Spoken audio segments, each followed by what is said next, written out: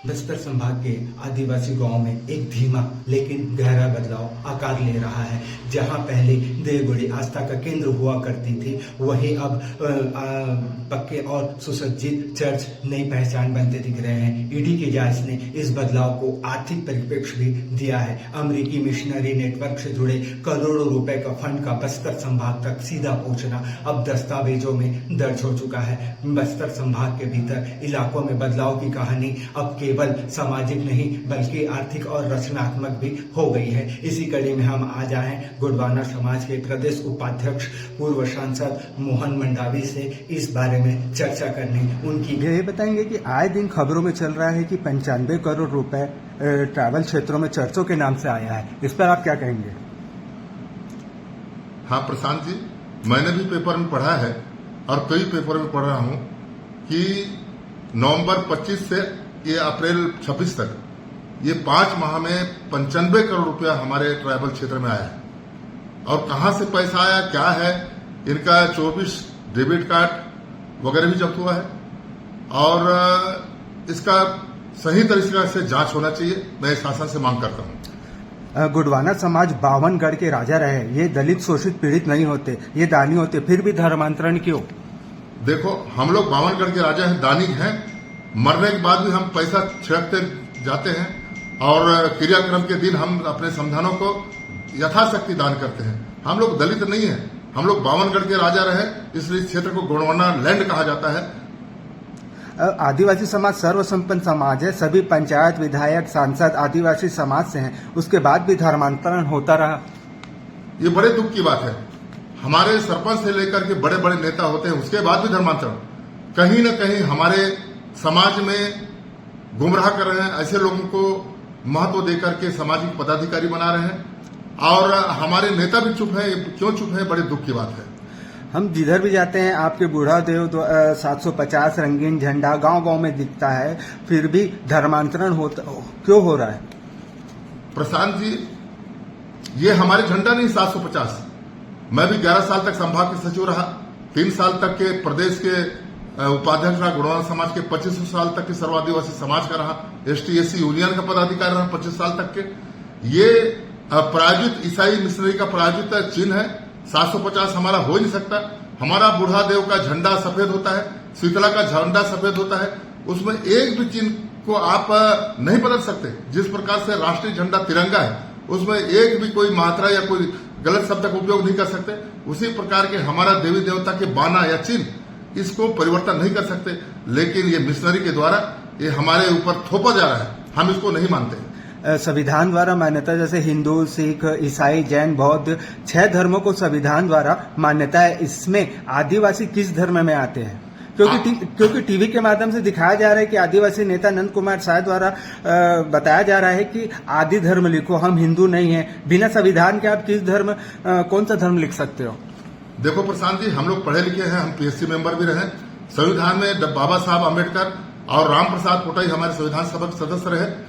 इन्होंने 6 धर्मों को मान्यता दिया है, हिंदू, मुस्लिम, सिख, ईसाई, जैन, बौद्ध। इसके अलावा हम अपने मन से कोई धर्म नहीं लिख सकते।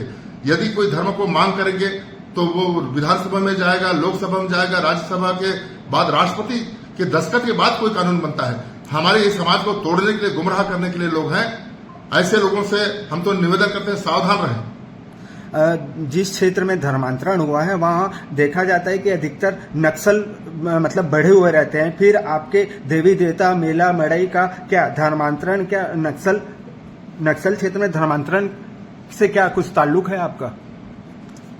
निश्चित रूप से मैं मानता हूं, जहां धर्मांतरण हुआ है, ईसाई धर्म का प्रचार हुआ है, वहां नक्सलाइट बढ़े हैं और हमारे देवी देवता मेला मड़ई को खत्म करने का साजिश चल रहा है। इसमें हमारे कुछ समाज के लोगों का हाथ निश्चित हो सकता है, इसमें कोई दो राय नहीं।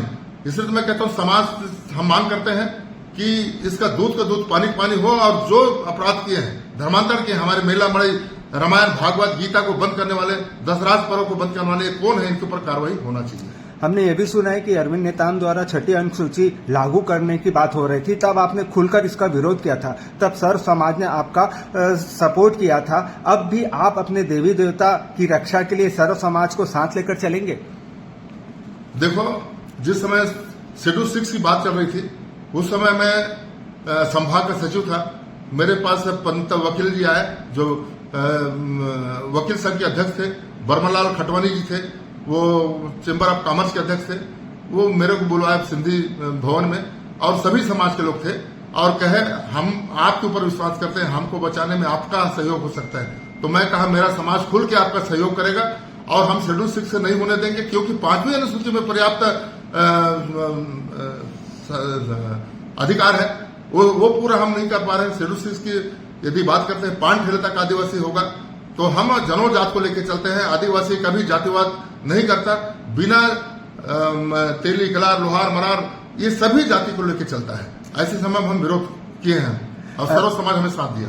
देश के गोंडवाना समाज के राष्ट्रीय उपाध्यक्ष हैं, अब आपकी क्या भूमिका रहेगी?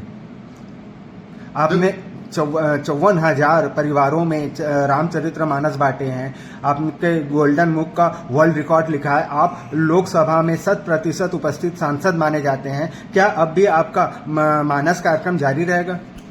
देखो, ये 2008 से कोया भूमकाल क्रांति सेना आया और मैं मानता हूं ये दिशा और जागृति एनजीओ पर जांच होना चाहिए, उसमें कौन कौन जुड़े। और 2008 से गांव गांव में रामायण बंद, दुर्गा बंद, नवरात्रि बंद, दशहरा बंद, हम हिंदू नहीं है अभियान चलाए और मैं बाइबल जो बढ़ता था उसको कम करने के लिए रामायण बांटा। मैं नहीं सोचा था कि मुझे गोल्डन बुक और वर्ल्ड रिकॉर्ड मिलेगा, लेकिन मैं बांटते बांटते 51,000 हो गया और मुझे वर्ल्ड रिकॉर्ड से नवाजा गया और आज मैं 54,000 परिवार में रामायण बांटा हूं। अब भी मैं बांटना चाहता हूं। आपकी नजरों में धर्मांतरण में किसकी भूमिका अहम है? आपके समाज में समाज की आड़ में धर्मांतरण तो नहीं करा रहे? मेरे को निश्चित रूप से ये लगता है प्रशांत जी कि हमारे धर्म के समाज के आड़ में कुछ कालनेमी लोग घुस गए हैं। जैसे कोई बड़ा नेता आएगा तो मंच में छा जाएंगे, मंच वही संचालन करेंगे, सब वही करेंगे और इतने बाद जब ये हमारे धर्म रक्षक हैं तो धर्मांतरण क्यों? निश्चित रूप से ये लोग कालनेमी हैं। ऐसे लोगों के भी बैंक खाता, मोबाइल और कितना रुपया जमा हुआ है, इनको तो कठोर से कठोर सजा मिलना चाहिए और कोई अधिकारी या कर्मचारी है उनको तो टर्मिनेट करना चाहिए, तब हमारी संस्कृति समाज बचेगी।